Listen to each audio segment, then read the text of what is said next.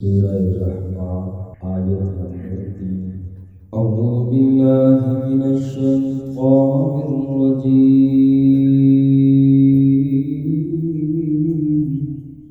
بسم اللہ الرحمن الرحیم۔ خلق الانسان علمہ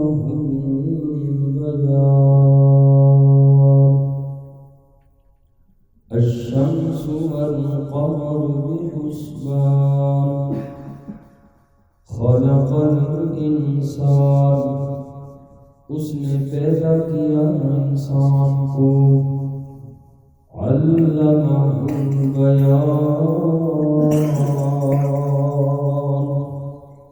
اس کو بولنا سکھایا۔ الشمس سورج، والقمر اور چاند، بحسبان ایک حساب سے چل رہے ہیں۔ والنجم والشجر پودے اور درخت، یسجدان سجدہ کرتے ہیں۔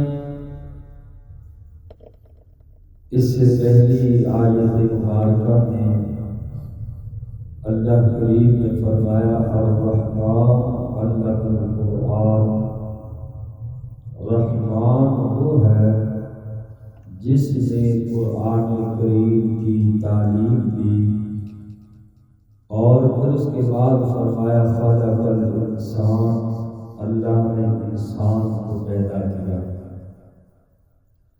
بظاہر پہلے انسان کی پیدائش کا ذکر ہونا چاہیے تھا، پھر قرآن کریم کی تعلیم کا ذکر ہوتا، کیونکہ پہلے انسان پیدا ہوتا ہے، پھر ایک عمر کو پہنچنے کے بعد وہ قرآن کریم کی تعلیم کے لائق ہوتا ہے۔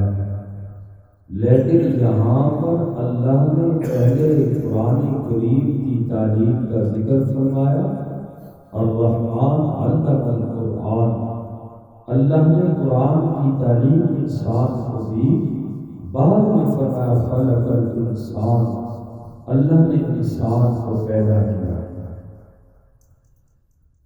جواب اس کا یہ ہے کہ اس بات کو اللہ نے ظاہر کرنے کے لیے کہ انسان کو سب سے بڑی جو نعمت دی گئی وہ قرآن مجید کی نعمت ہے۔ یوں سمجھیے کہ ایک انسان کی جسمانی ضرورت ہے اور ایک روحانی ضرورت ہے، اور قرآن کریم روحانی ضرورت ہے انسان کی، اور روحانی ضرورت یہ مادی ضرورت سے اہم ہے۔ اس لیے اللہ نے قرآن کی تعلیم کا ذکر پہلے فرمایا اور انسان کی پیدائش کا ذکر بعد میں فرمایا۔ اس لیے انسان کو خوش ہونا چاہیے کہ اللہ نے مجھے اور آپ کو کسی درجے میں قرآن کریم کا تعلق نصیب فرما دیا۔ زبان نبوت سے پاک پیغمبر صلی اللہ علیہ وسلم کا اعلان ہے، خیرکم من تعلم القرآن وعلمہ۔ اس کائنات میں اگر دنیا میں سب سے اعلیٰ لوگ ہیں، شان اور مقام والے لوگ ہیں، تو من تعلم القرآن وعلمہ، وہ قرآن کریم سیکھنے اور سکھانے والے۔ اس لیے اگر قرآن ہر بندہ سکھا نہیں سکتا تو سیکھ تو سکتے ہیں، سیکھ تو انسان ہر کوشش کر سکتا ہے اور اس فضیلت میں شامل ہونے کے لیے۔ اس لیے اس نعمت پہ اللہ کا شکر ادا کرنا چاہیے۔ اصل تو اس کی قدر انسان کو آنکھ بند ہوگی، پھر پتہ چلے گا کہ یہ قرآن اور دین، یہ ایمان کتنی بڑی نعمت ہے۔ ابھی تو دنیا ہی نظر بھی آ رہی ہے، دلوں میں دنیا ہی بسی ہوئی ہے، اور دن اور رات محنت بھی دنیا ہی کی ہوتی ہے، دین کی محنت بھی کم اور کوشش بھی کم۔ اس لیے ایسے فضائل اور احادیث مبارکہ یا قرآن کی آیتیں سنتے ہیں تو دل ٹس سے بس نہیں ہوتا۔ بخاری شریف کی یہ صحیح روایت ہے، خیرکم من تعلم القرآن وعلمہ، اور ساری نفلی عبادتوں میں سے اگر کوئی بڑھ کر عبادت ہے تو وہ قرآن کی عبادت ہے۔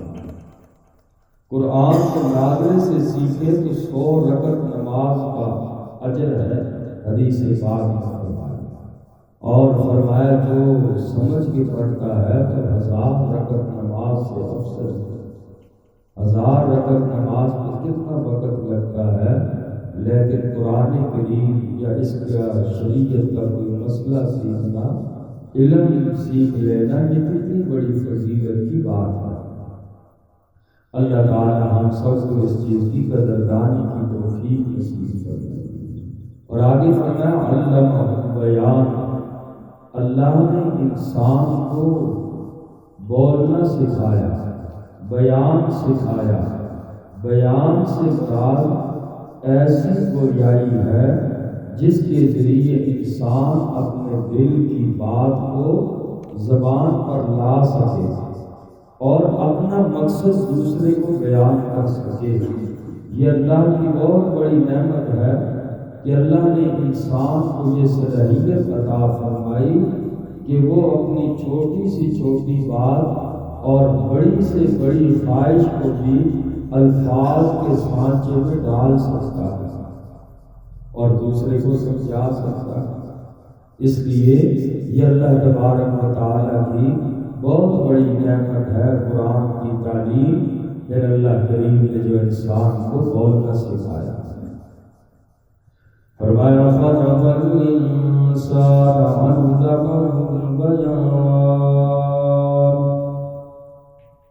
اس نے انسان کو پیدا کیا، علمہ البیان، اس کو بولنا سکھایا۔ الشمس والقمر بحسبان، سورج اور چاند ایک حساب سے چل رہے ہیں۔ مکلف جو مخلوق ہے وہ دنیا کے اندر انسان اور جنات ہیں، اور دونوں چیزوں کا مجموعہ روح اور جسم ہے۔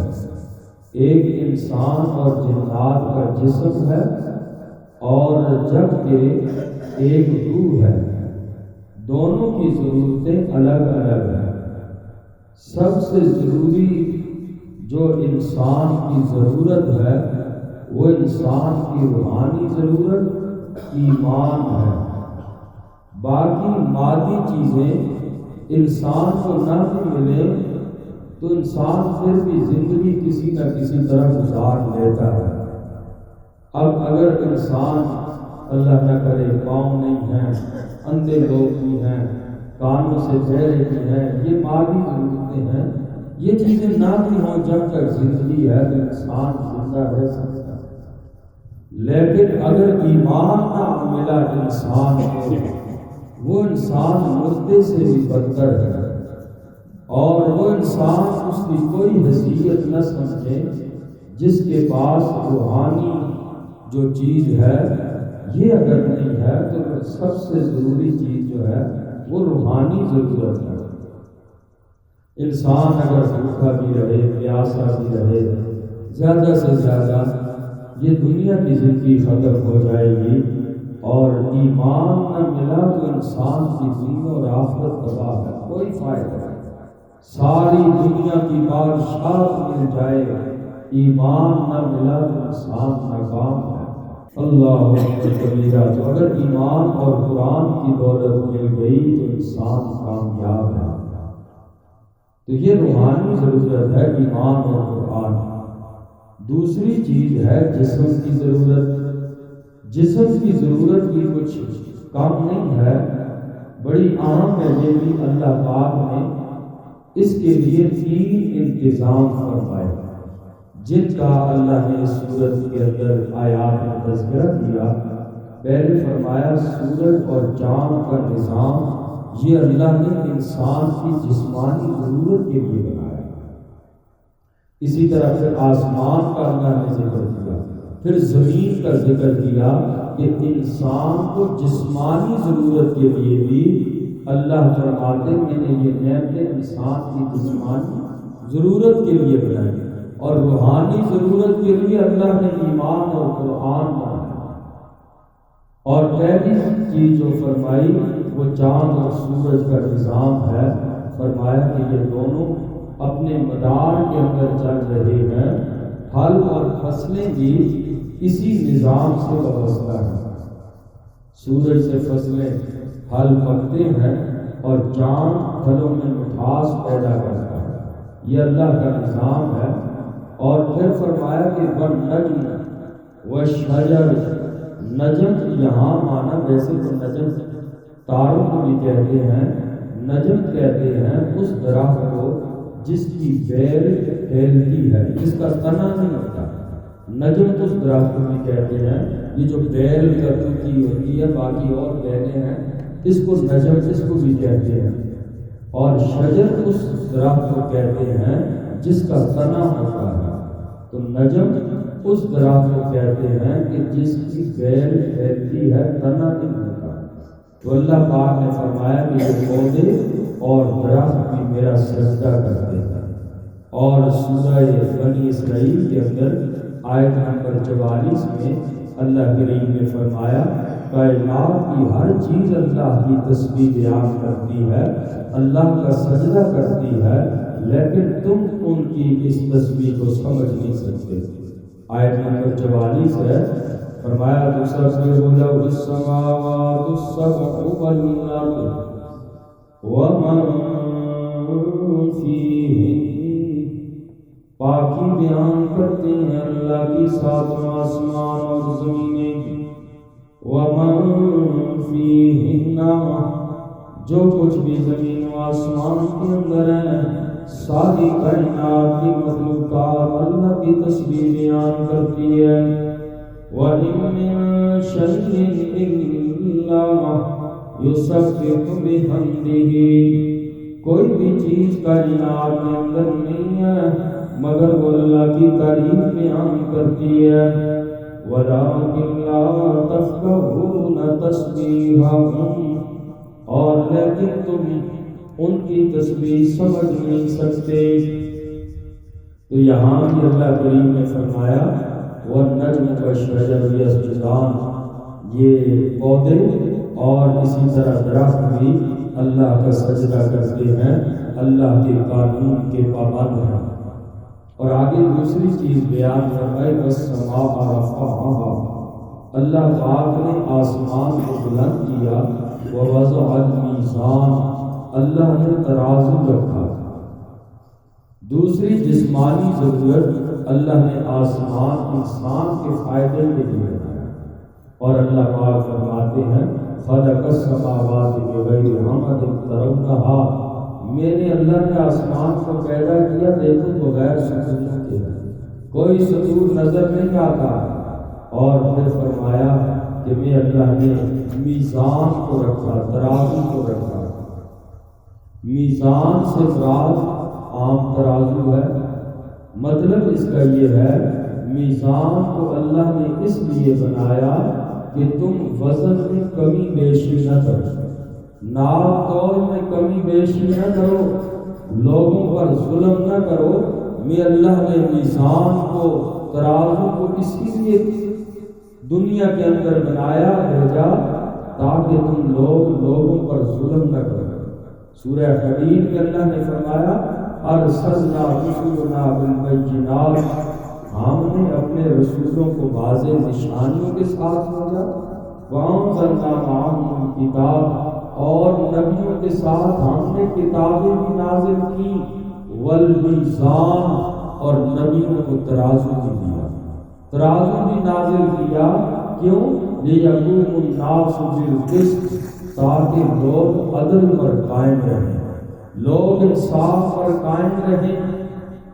اور یہ حقوق العباد کا مسئلہ بڑا ہی سخت مسئلہ ہے۔